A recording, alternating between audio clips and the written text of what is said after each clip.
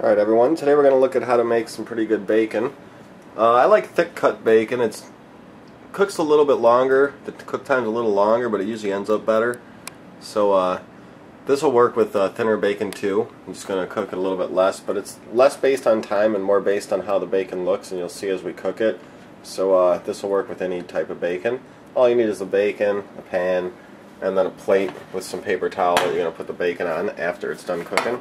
So I'll go ahead and turn on my burner here, and I'm going to turn it right around the middle, but maybe medium to medium high. Then we'll just throw bacon in the pan.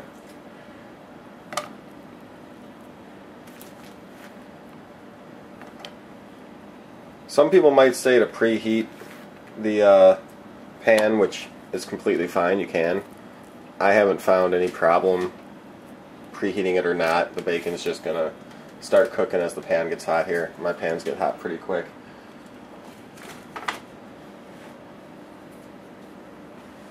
So I'm just gonna skip ahead about 30 seconds here until my pan starts getting hot and they start cooking.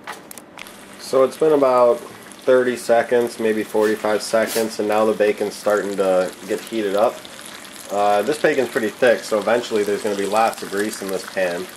But I got to let these cook for about a minute, at least on this side, maybe more, maybe about a minute and a half. But like I said, these are pretty thick. If you have thinner bacon, they might cook faster.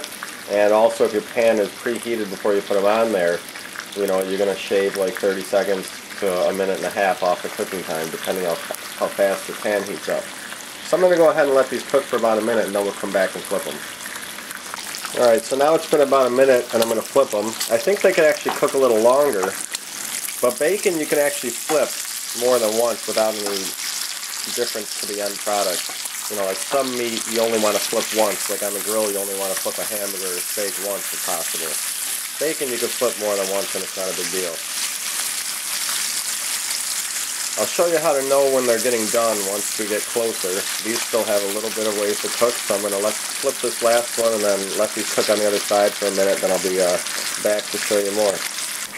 So they've been cooking a little while on the other side. I'm going to flip them again.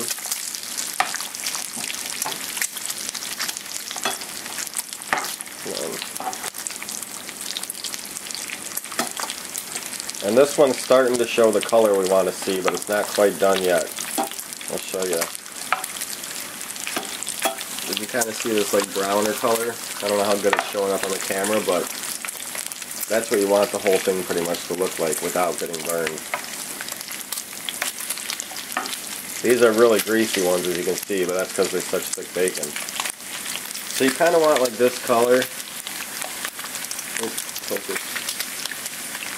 Throughout the whole thing, and you don't want it to turn black. Is pretty much all that you need to do. So once it starts getting around here, we're getting pretty close to cook. Again, on thinner bacon this will happen faster.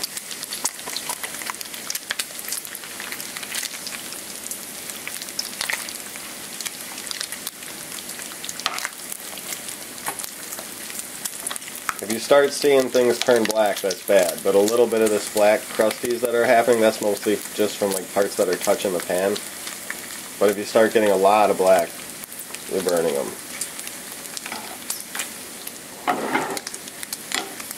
So these ones are pretty much done now. I'm going to let them stay in here another second just so I know that they're going to be crispy. This bottom one looks like it could cook a little bit longer.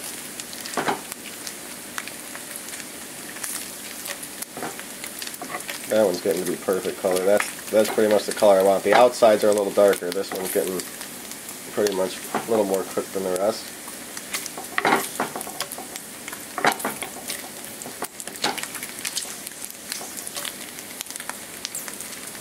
Alright, so I'm going to take these last three out and then I'll be right back. So now just throw your bacon on the paper towel, cover it up and just press it, get some of the oil out. And the oil in the pan, don't just put down the drain or anything. Throw it out properly, like collect it in a jar and then throw out the jar at the end of the week. So now we have perfect bacon. These are thick, so they're not super crispy or like cracked. They're not cracking apart. I could have cooked them even more, even though they might look on the camera like they're like really done. They're actually not burned at all. They could actually be cooked a little more to make them a little bit more crispy. But they're perfectly good.